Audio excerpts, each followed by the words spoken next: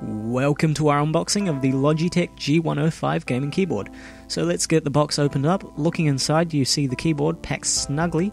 The keyboard itself is full size and it has extra macro buttons along the side. You have 18 macros spread over 3 profiles.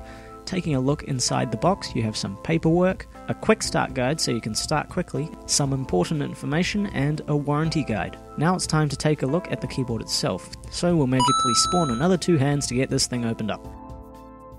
Okay, so first thing you see apart from the magic hands on screen is the keyboard is made of plastic. The keycaps and the body of the keyboard are in a matte finish.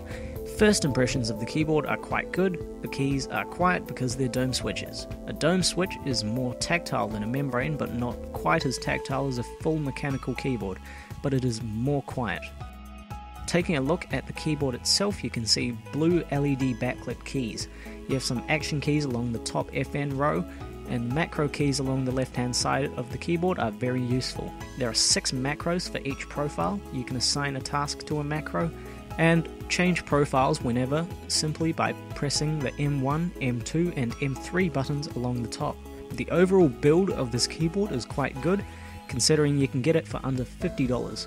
For that price you get good build quality, LED backlight, macro keys with profiles. Taking a look around the back, you see a completely red underside with cable routing. The length of the USB 2.0 cable is quite generous. It's long enough for pretty much every normal setup. There are 2 rubber feet to keep it steady, along with 2 stands to prop the keyboard up. Personally, I would prefer large rubber feet to stop it sliding.